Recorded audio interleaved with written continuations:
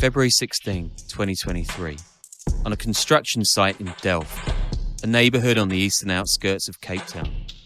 City official Wendy Kloppers is arriving at the site of a new housing project to meet men belonging to a shadowy building firm.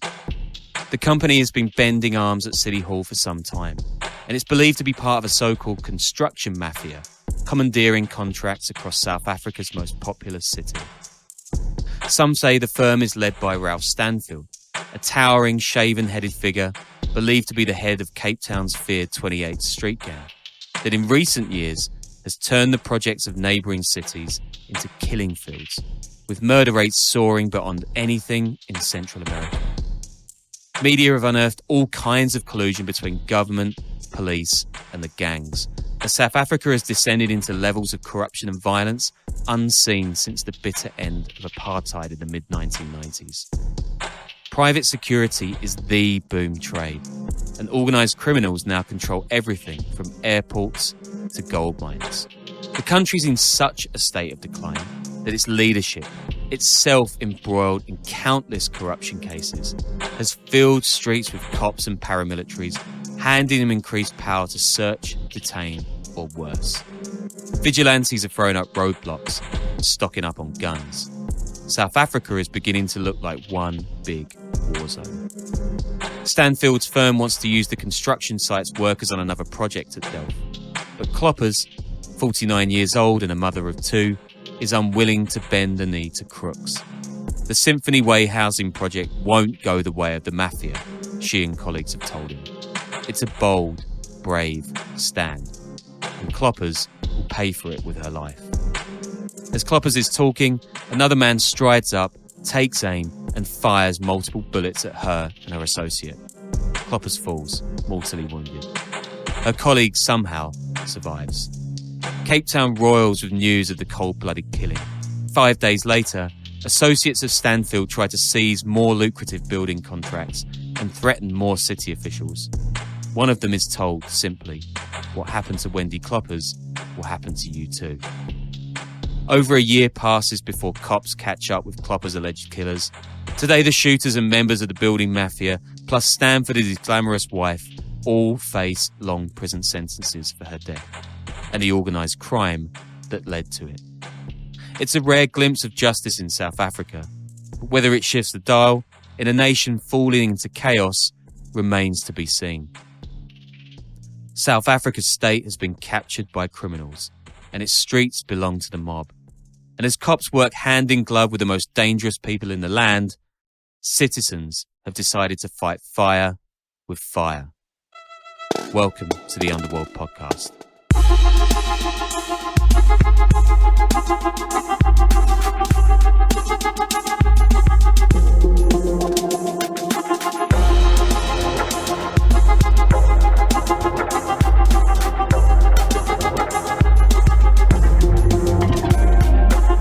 Hello and welcome to the weekly crime podcast produced on a shoestring with the value of a slightly bigger shoestring. I'm Sean Williams in New Zealand. I scored a goal for my football team yesterday, so I'm very, very happy. And I'm joined by Danny Gold in New York City, who believes that any sport in which guys don't give each other early onset brain disease is for wussies. I just got back from a week in Australia, which I've discovered is quite a big place. I was actually covering a camel race, which was really fun and boozy and a good story. Have you been up to much over there? I mean, it's been pretty quiet lately on the group chat. Nah, man, not up to much of anything, though I am seriously considering going to the Albanian Riviera in August, which I think I can probably write that off on my taxes, because I feel like someone on this podcast going Any there trip counts as like a work trip, you know. But I just want to say that it's Sean Williams, one of the only long-form journalists still working and doing interesting original stories that would fit right in like Esquire in the 90s, you know? Camel racing with weirdo, drunken Australian rednecks. It's great stuff. Yeah, Australia, you need to sort your beers out as well. Like, what's with these 3.4 beers? You can drink, oh my God, like 20 of them, feel sick, and never get drunk. Anyway, yeah, I think we got a bunch more listeners lately, which is very, very cool. And I'll keep the request to follow us on the socials and subscribe to us and give us your feedback on Spotify. I'll keep that short and sweet. Yep, there it was. So Patreon as well. We've got a few things up there lately. You're speaking to Toby Muse about Colombia this week, right? Nah, I'm talking to Toby. Well, I'm talking to Toby, but that's for an episode we're going to do on FARC, the original sort of like narco-terrorist militia. Yeah, I'm talking to a guy, hopefully, about the investigation to a very famous strip club involving celebrities and mafia guys and all that, and athletes. Patreon.com/underworldpodcast for those episodes, the bonuses we do, which are kind of shorter ones or interviews. And yeah, you got some stuff you're working on too, yeah?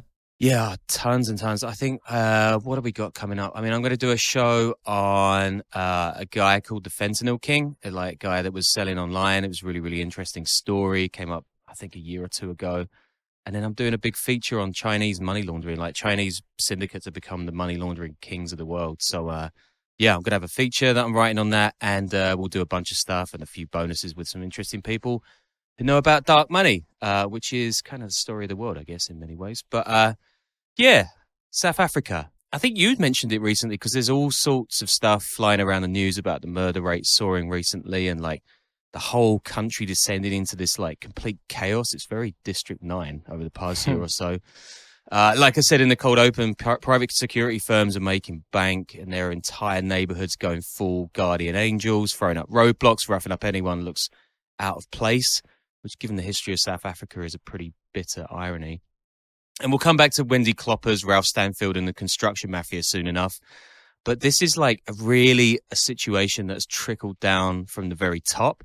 And as well as learning about the power of the street gangs, especially in the Cape Flats, we're also going to dive into a family of Indian IT merchants and how they have somehow managed to raid the entire South African state of up to $7 billion since they arrived at the end of apartheid. Yeah, I think there's a lot of interesting stuff to do on South African street gangs. We've had people reach out, but this situation right now seems way bigger than that. But also, like, the private security thing has been, I mean, I think it's been there forever, right? When I went in 2006, that was like, every neighborhood sort of had their own, every nice neighborhood had their own sort of private security and took it very seriously, especially near Johannesburg, Yeah, South Africa is my like doomed destination. I've tried to go there twice now. Anyway, yeah, this thing is like just that you mentioned is really, it's like there's so much to cover and it really is all connected. Like there's arms shipments, drugs, illegal mining. It's like really consummate, right? It goes all the way from top to bottom and it has left that country, I mean, as far as I can see, like a battered shell. In fact, according to the Global Organized Crime Index, South Africans now experience worse criminal activity than Iraq, Afghanistan, and Lebanon, although I guess it depends on who you know in Iraq, Afghanistan, and Lebanon. As you may have guessed, this all begins with apartheid.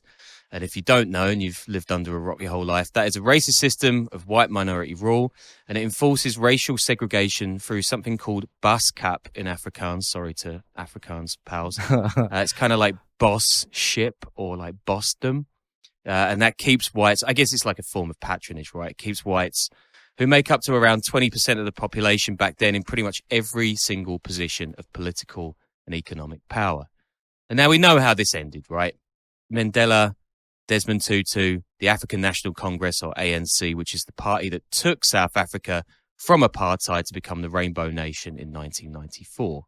When that happened, millions of whites fled South Africa, and its current white population is now somewhere near 8%. But apartheid still has a gigantic effect on the makeup of South Africa's cities, and nowhere is that more keenly felt than in Cape Town, the biggest of them. It's home to just over 4.5 million people. Since the 1920s, black and coloured, that is mixed race, South Africans, have been evicted from their homes and thrown into sprawling projects on a low-lying plain southeast of the city centre called the Cape Flats. The color thing really threw me off when I was there years ago because in the U.S., it's like an archaic, derogatory term usually used for a black person. But there it's kind of like an actual like designation, right? I think involving Malays as well, right? Sort of like a mixed race. I don't know. What would you call it? How would you describe it? Yeah, it's weird because it's like it is a term that's in complete everyday use there, but it also comes out of a racist thing. So I think back when the Dutch and the British were there, they had termed anyone of mixed race coloured just so they could kind of throw them in the same box as the blacks. And then after apartheid, people kind of took it as a word of pride, I guess. So similar to many words. But It just essentially means anyone who's mixed race, but it's like, yeah, it's a bit of a weird phrase, and it's certainly weird to see it and hear it when you like read it in South African press. But yeah, it's unsurprising that back in this time, like at the end of apartheid, a lot of these folks, they can't get jobs, right? Because apartheid and the Cape Flats projects filled with disenfranchised people with few prospects or hope. And that, listeners, is the tinderbox for gangs, right? Because they can exploit local despair with drugs, give local boys and men especially a sense of belonging and purpose and meaning through trafficking and violence. Says one gangster to The Conversation magazine last July, quote, "There's no jobs, right? It's the gangsters here that have the money. They put food on the table. It's what I was attracted to." Yeah, I mean, not entirely related to just South Africa, but I think one thing that always gets left out of these academic studies, you know, like why young men and teenagers join gangs is like the cool factor, right? A lot of these kids think it's like they could have better opportunities not joining the gang to make more money. I think who was the the sociologist who did that study on gang members in Chicago and found out they made less than the minimum wage, but like, it makes you a lot of young people. I mean, you have rich kids joining gangs, right? Kids with all sorts of opportunities because it's seen as like a cool thing to do, and like you get girls and things like that. So I feel like that's always kind of left out of these discussions. Yeah, I'm going to get Dale to play a clip that I saw from a pretty good documentary from the Cape Flats a while back in a minute. But it is kind of that thing because they're so entrenched now that when people interview some of these guys, they're just like, well, it's cool. And if if you're not in the gangs, you're no one. So why not be in the gang? Like, there's just nothing else to do here. Anyway, in 1994, as I mentioned, Nelson Mandela and the ANC, the African National Congress, they sweep to power in South Africa's first truly democratic election. So everyone has the vote. They win over 62% of an almost 90% turnout. It's pretty unheard of, really. They use a decades-old manifesto called the Freedom Charter, which has these 10 declarations committed to creating a fair, multiracial society. This includes equal rights, of course, but also economic stuff like land and housing rights. A better life for all is the ANC's slogan that year. But a series of compromises ensures that the economy, in reality, remains in the hands of whites. For example, by 2022, not a single entity on the Johannesburg Stock Exchange is fully owned by blacks. And despite a ton of lofty goals to transfer white farmland into black hands, white-owned farms still cover around half of the entire country's surface area. I know this is a hot topic issue for people who are very online, but I'm just giving you facts here, guys. Anyway, it's pretty obvious by now that the ANC has fallen way, way short of that Freedom Charter. Barely 50% of South Africans now care to vote, which is pretty bad. Unemployment has grown since 1994, and areas like the Cape Flats, which were literally built as ghettos, haven't been pulled away from that status at all. There are now over 100 separate gangs in the area, which has a population of around 600,000. The biggest of them is called the Americans, weirdly. Wow, I feel honored. Yeah, and you're going to feel honored in a minute because here's an interview with one of them. And how many friends have you lost since you were a kid? Hey, don't talk about my friends that I've lost, my bro. Don't take me back. Stop it, brother. Don't take me back. What is this place like when there's gang fights? It's a pretty scary place to be. You get shot a lot and get shot at a lot. So right where we are right now, it's just outside one of the main Americans' gang houses. I've probably had 100 bullets fly past me on this very spot over the last 5 or 6 years. Pretty depressing stuff, huh? Yeah, up until around 5 years ago, the Cape Flats was known as the murder capital of the world. There were more murders per capita in a single square mile than anywhere else on the planet. Back then, Cape Flats suffered around 17 murders a day. It's insane. It's more than Mexico, more than Honduras. Nothing was coming close. Did you say it was a population of 600,000? 17 a day for 600,000 is insane. That's unbelievable. That's like bodies piling up in like, I don't know, on pyres or something bad. Anyway, that rate has gone down slightly in recent years. I mean, quite a bit, with various projects and charities stepping in. In fact, one of our first Patreon bonuses was an interview with a pastor named Craven Engel. Really, really cool guy. He uses kind of like GPS and phone apps to keep tabs on gang members. I think he's still going strong. I had a quick Google of him and he's doing pretty well. But while murder has gone down in these places, extortion and other violent crime has skyrocketed.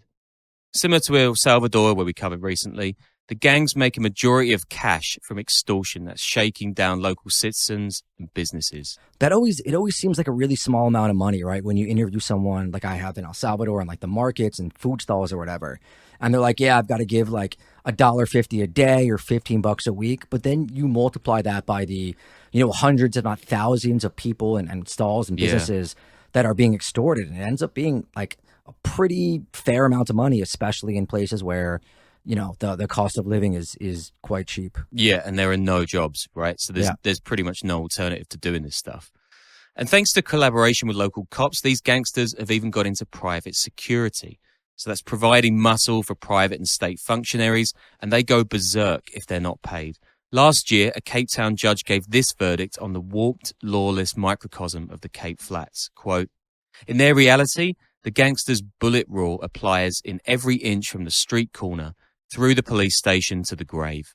In those gangster-controlled streets of the townships, the Bill of Rights does not apply and a constitutional state is a myth. The Bill of Rights and the Constitution may apply and be enjoyed elsewhere in the country, but not in the island of their misery, which are the townships of Cape Town commonly referred to as the Cape Flats. Island of their misery, guys. It's quite a hefty quote from a judge. Anyway, how do cops help the gangs? Firstly, they rat out witnesses and informants who often wind up dead. Secondly, they falsify gun licenses and in some cases even supply underworld figures with pistols and high-powered rifles. They also help the gangs intimidate or bribe city officials to ensure they win security or construction contracts. Writes local paper The Daily Maverick, quote, gangsters in Cape Town are running private security companies, violently muscling in on construction sites and extorting business people. They're connected to entertainment venues, and they collude with an array of individuals in government and the private sector. These accusations and really real situations are throttling the city. For an example of just how deeply embedded and emboldened these extortion gangs are in Cape Town, here's a story from April this year. It's a Tuesday morning, and armed security guards are escorting 5 city staff to a site that's due repair and maintenance on a sewage system. The staff get out of their vehicle and they gather tools to inspect the pipe. But while they're busy, 2 armed men approach the vehicle and another 2 head to a nearby toilet block to head them off. During a subsequent firefight, both security guards are killed while the city workers manage to escape with their lives. I mean, this sounds like straight up murder, right? Well, the extortion gang who carried it out, they don't think so. In fact, one member tells media that, quote, all we want is for the government to understand that the protection of their workers and companies contracted to them is our business. We are showing the security are useless. The government does not seem to want to negotiate with us. There will be no security company coming to our areas for escorting government workers and their contracted companies, because that duty is for us to do. When the government does not want to meet us halfway, more lives will be lost and there will be bloodshed. And this is pretty unhinged stuff. Yeah, when do you start talking about a failed state? Yeah, on a podcast right now. It's pretty mad. There you go. Interestingly, one of Cape Town's leading extortion gangs is called the Guptas. Now, why is a Cape Flat street gang named for a popular Indian surname? Well, it's because South Africa's current crime wave has come right from the top and it's trickled down onto the streets, breeding distrust and nihilism and opening the floodgates for all kinds of organized crime and chaos. I don't know if I buy the trickle-down crime theory 100%, right? It's like something, you're doing a story and they're like, oh, everyone knows the prime minister is corrupt, he got arrested, so the people on the street say, why should I work honestly too? But like no one's, like kids on the street aren't paying attention to like what the prime minister does. You know what I'm saying? It definitely corruption breeds crime, right? Because you have money being taken away from resources in the community, from police, from all that sort of stuff, especially if police are corrupt. But it's not just like this stuff is created because it trickles down from high level people and government being corrupt. I think in this case, right, it's that the money that's been extracted from the very top, you can actually see the money being taken out of like state institutions at every level. Yeah. And then that causes, like the police is a great example of this. I think we're going to get into it in a minute, but like you can actually see the money taken away from the police and the police are then taking money into the streets. And it's kind of like making this giant mess where nothing kind of works. The people don't have jobs. Like, anyway, yeah, it's like, it's a really interesting. I mean, I would not want to be in South Africa right now. It sounds like a real hellscape. But yeah, like this trickle down from the top is really the story of how 3 Indian brothers bled the South African state dry. There's a thing called state capture, which people may have heard of that phrase, but it really doesn't apply to anywhere as much as it does to South Africa. And this thing begins 4 decades ago in a small town in India called Saharanpur. Shiv Kumar Gupta is a wheeler dealer, and he's pretty good at it. He distributes soap powder through one firm, while another imports spices from Madagascar and Zanzibar. He also runs a chain of so-called fair price stores, and they provide government-subsidized staples like rice and oil to the poor. Shiv Kumar is devoutly religious, and he's ambitious too. He wears trilby hats, and he's one of few men in Saharanpur to own a car. Perhaps he's gotten wealthy off the back of his fair price stores because they're notorious hubs of corruption, whose owners often siphon off state handouts to India's massive black market. Remember, back in the day, this is a closed economy, where those who control contraband from mustard seeds to microwaves are kings. Shiv Kumar has 3 sons with his wife, Ajay, Atul, and Rajesh. They're well off, but Shiv Kumar wants more for his 3 sons, so in the early 1980s, when Ajay comes of age, Shiv Kumar dispatches him south to Delhi, the capital, where he works for a company smuggling spices and computers from Nepal into India. Ajay becomes an expert in India's grey market, and his brothers join him in the business. The Guptas then move from Delhi to Singapore, and they get richer. But in 1993, just as apartheid is crumbling, they move to South Africa. Why? Well, nobody knows for sure, but a source has told Vanity Fair it was on Shiv Kumar, who believes that, quote, Africa would become the next America of the world. Now, of course, this was wrapped up with the anti-colonial zeal of Mandela and the ANC, but as we already know, most economic power structures remained in place after 1994, and only a handful of black elites joined whites at the country's top table. Sanctions are still plaguing the South African economy, and the Guptas are business people who know their way around a law or two. Shiv Kumar is amazed at the lack of red tape in South Africa, and their company, Sahara Computers, it soon has 10,000 employees and financial interests in mining, air travel, energy, tech, and media. And they get a reputation for glamour too. They throw giant parties at their 1-acre compound in the Johannesburg suburb of Saxonwold. The Guptas get deep into South African cricket, because they're Indian, of course, hosting national teams in Saxonwold and sponsoring stadiums.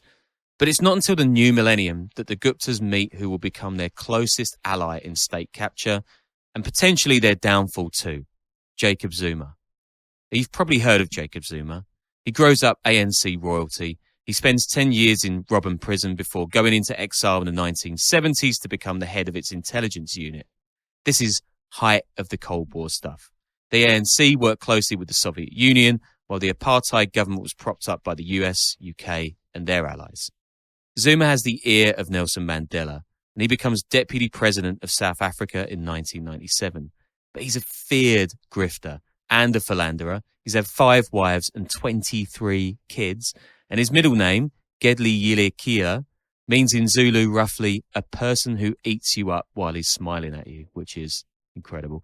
He racks up debt and he refuses to pay taxes. And he loves the Guptas. They put Zuma's son on their payroll in 2003. I mean, one of 23 sons, I don't know. And promote him even after Zuma gets into hot water for dealings with a corrupt businessman in 2005 and a rape trial at which he's acquitted the year after. I mean, this is the trial where Zuma claims he showered after having sex with the woman many years his junior to stop himself getting AIDS, which makes him a bit of a laughing stock. I mean, you'd think this might hurt Zuma's political career a little, but no. In 2009, he's elected South African president. The Guptas have stuck by their man. They've played the long game and they've won. They increase their stakes in all kinds of government contracts and companies, and they begin stripping away any opposition to taking them over outright. Here's Vanity Fair again, quote, "From the moment Zuma was elected president, the Guptas began to plunder the South African government on an unprecedented scale. In 2011, to shield the brothers from investigation, Zuma fired the chiefs of all 3 intelligence agencies and replaced them with loyalists. The following year, leaked emails show, a Gupta shell company acquired the rights to run a government-funded dairy farm meant to empower poor black farmers. The director of the Gupta company was a former IT salesman with no experience in farming. The contract was won without a bidding process. According to court documents, the Guptas siphoned $16 million from the operation. And remember that dairy farm is coming back soon. The Guptas and Zumas get so close, people begin calling them the Zuptas. And the Indian brothers' lives get more and more glam. In 2013, the family holds the wedding of the century for a niece. They book out a swanky resort near Johannesburg, flying in stars of Bollywood and dancers from Brazil and Russia. Oh, yeah. Yeah, dancers. Sure. Yeah, dancers. Special dancers. They spread 30,000 bouquets across the resort, a quote, 70s era version of Wakanda, complete with gigantic plaster elephants. That's amazing. The invitation itself was so imposing, 6 ornate containers laden with delicacies from 6 continents, that when one invitee, the wife of a provincial police commissioner, received it, the local bomb squad was called in to detonate it. But this mega wedding turns out to be the Guptas' biggest misstep. They fly guests not into Johannesburg's international airport, but to a South African Air Force base called Waterkloof, I don't know how you say it in Afrikaans, where they're picked up and scooted off in 7 helicopters and 60 white Range Rovers, all with police escorts. When a reporter gets wind the Guptas are using this Air Force base, which isn't meant for civilians at all, he drives there and he asks Atul Gupta, quote, "Why are you using an Air Force base to bring your family in?" "Don't be smart with me," Atul scoffs. Now, here's a story, the reporter thinks. Turns out, the Guptas have paid for this bash with money looted from that dairy farm and routed through, where else? The UAE. The consulting firm KPMG has even been brought on board by the family to write everything off as a business expense. It's pretty crazy stuff. The following year, Zuma's state awards the Guptas a $4.4 billion supply contract with South Africa's biggest rail and ports company. The Guptas then use their power to secure millions in kickbacks from companies desperate to make inroads into South Africa's growing economy. This is the BRICS era, of course, when everybody is saying that South Africa is going to be one of the world's biggest consumer markets. Zuma and the Guptas, the Zuptas, then collude to hand the family controlling stakes in power, utilities, and mining. Now, at this point, all of this is coming despite massive media and popular derision. The Guptas respond by hiring consultant McKinsey to funnel cash illegally from South Africa's main power supplier to family accounts. They also get a London-based PR firm, who I probably won't name because they'll probably sue, to create Twitter handles and fake news websites claiming that, quote, white monopoly capital is quarterbacking attacks on the family to create economic apartheid. KPMG, meanwhile, works to discredit tax officials investigating the Guptas. You know, I gotta say, these guys are on the ball. Like, these are just solid sleazeball tactics, psyop, whatever, covering every angle. And you gotta, give credit where credit's due. It's like evil Marvel villain stuff. It's pretty crazy. Do you think they have are they hiring TikTok influencers to create dances about how they're innocent, things like that? I mean, this is good stuff. What they would do today. Yeah, it's nuts. And if anyone wants to look up that London PR firm, they've done a lot of bad things. Anyway, media is already calling Zuma and the Guptas' crazy takeover, quote, state capture. It can't last.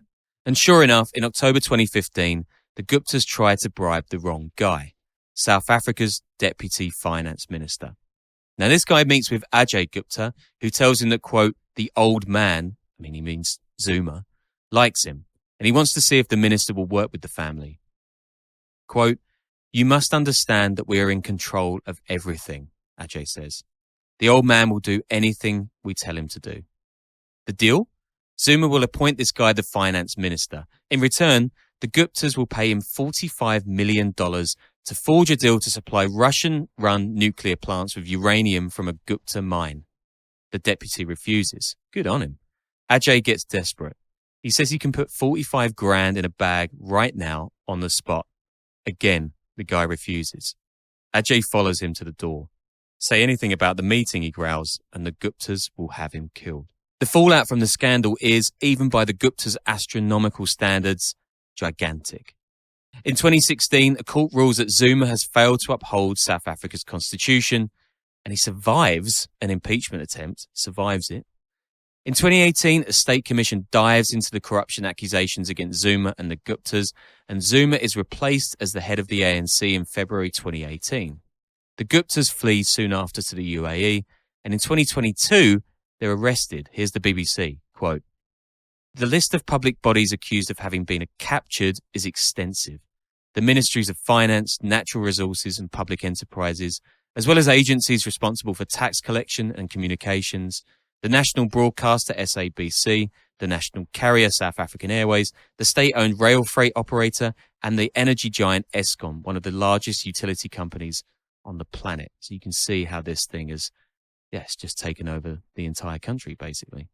Incredibly, last year, the UAE rejects South Africa's request to extradite two of the Gupta brothers, Atul and Rajesh, on a technicality. But it seems they'll head back at some point. Zuma was imprisoned for 15 months for refusing to testify a while back, but released on parole after 2 months. But the damage he and the Guptas have wrought is shattering for South Africa. They've robbed its people of billions of dollars. They've created a whole economic instability and joblessness. They've destroyed people's trust in democracy and the ANC. I mean, you might already know this, but this June, it didn't even win 50% of the vote at general election, which is incredible for the vehicle that delivered against apartheid.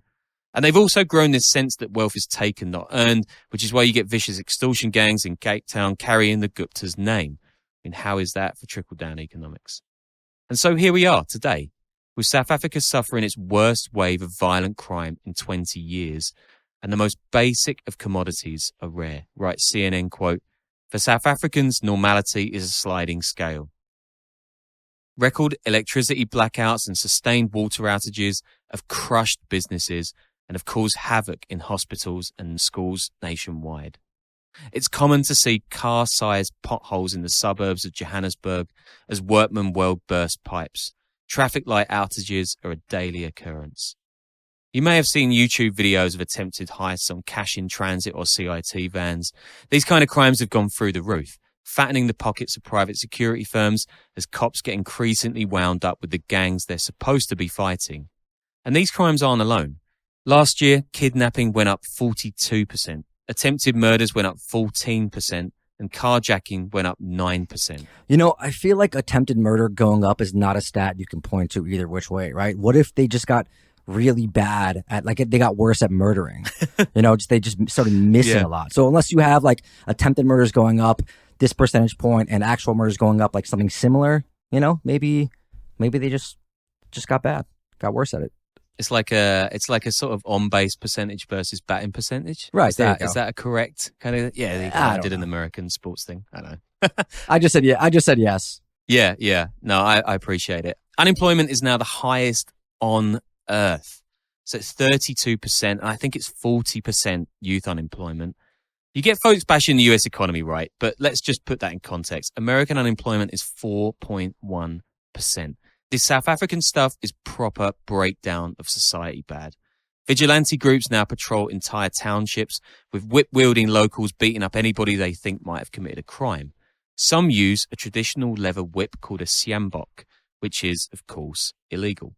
Says one vigilante in a place near Johannesburg, quote, "We're doing stop and search, and if you're a criminal and you're not going to comply with us, the siambok will apply to you."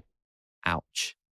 In September 2022, the Global Initiative Against Transnational Organised Crime released a huge report combing this criminal ecosystem from top to bottom.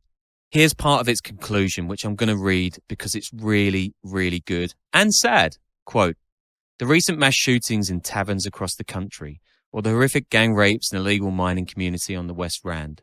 Continual outbreaks of violence at taxi ranks, shop owners threatened at gunpoint, the assassinations of whistleblowers, police detectives, gangsters and game rangers. These incidents are not as random or isolated as they might first appear. Below the surface, and not often immediately perceptible in each individual incident, is a dark web, a criminal ecosystem that links many of these countless criminal acts, which needs to be understood as the manifestations of an escalating set of problems driven by South Africa's increasingly sophisticated violent underworld economy. And it goes on. The state's means of response, its institutions, have been left weakened and corrupted after a decade of state capture that saw elite corruption become endemic and crippled essential service delivery. Efforts to tackle corruption and crime have been more recently hampered by the coronavirus pandemic, which has not only diverted state resources and attention, but also presented an opportunity for criminals to expand illicit enterprises and strengthen their control over territory and people alike. Organised crime, elite corruption, and erosion of state institutions have now coalesced to create a self-sustaining criminal economy. The Cape Flats, of course, is one perfect storm for all of this. The other I'm going to mention briefly is South Africa's gold mines, massive and overrun by illegal syndicates. Kim de Graaf wrote a brilliant New Yorker article last February about this dystopian world, which I recommend you read, put it on the reading list for Patreon subscribers. But he focuses on a place called Welcome, once one of the world's richest mining fields, 50 shafts, some a mile deep. It's around the size of Brooklyn. In the 1990s, the industry collapsed, but the shafts themselves were taken over by outlaw miners called Zama-Zamas, which in Zulu means take a chance. So ubiquitous have the Zama-Zamas become that they now account for 10% of South Africa's gold production. That is a lot of money. There's a lot of gold in South Africa and a staggering number of deaths. Since 2007, officials in the Free State province in which Welcome sits have fished out the bodies of 700 Zama-Zamas, with way, way more thought to still be underground. So miserable an icon of South Africa's decay as its mines become, that in 2021, the government launched something called Operation Prosper, handing increased powers to law enforcement and gendarmes, basically martial law light. And of course, these forces have carried out unlawful acts of their own. I mean, when I said the country's a mess, I really, really meant it. But let's close out this episode on something maybe resembling hope. Remember Wendy Kloppers, the Cape Town official gunned down last February? This June, a hitman belonging to a gang called The Firm was arrested, and he was allegedly working on the orders of 28's leader Ralph Stanfield and his wife Nicole Johnson. Johnson's construction firms have now been blacklisted, and she and Stanfield are due to stand trial for a whole host of crimes, including Kloppers' murder. Last month, Kloppers' brother spoke out for the first time. "My sister and I were very close," he said. "She was a hard-working and extremely committed employee, but also a stern woman who gave her everything to her 2 children." Officials hope that finally, Kloppers' death is the straw that breaks the back of Cape Town's massive construction mafia. A local committee member has been sacked for taking kickbacks, and a corruption investigation has been opened. Says one of Kloppers' colleagues, quote, "We are not going to allow the death of Wendy to be in vain. We are going to be here to be a part of the process to fight for justice, but more importantly, to show that we are going to complete the Delft housing project, because that's what these people and individuals wanted to stop." I mean, is that ending on a lighter note? The tearful statements of bereaved family members? I mean, I guess that's what counts for optimism on this show. Yeah, I mean, I don't even know, dude. Yeah, I mean, it's interesting. State capture, corruption, crime, that's what you're here for, right? Cape Town's a nice city. Yeah, but that does it, I think, right? We're done for this week? Yeah, we're done. All right. Yeah, I'm going to go and cry now. All right. Patreon.com/The Underworld Podcast for more episodes and bonuses and things like that. And until next week.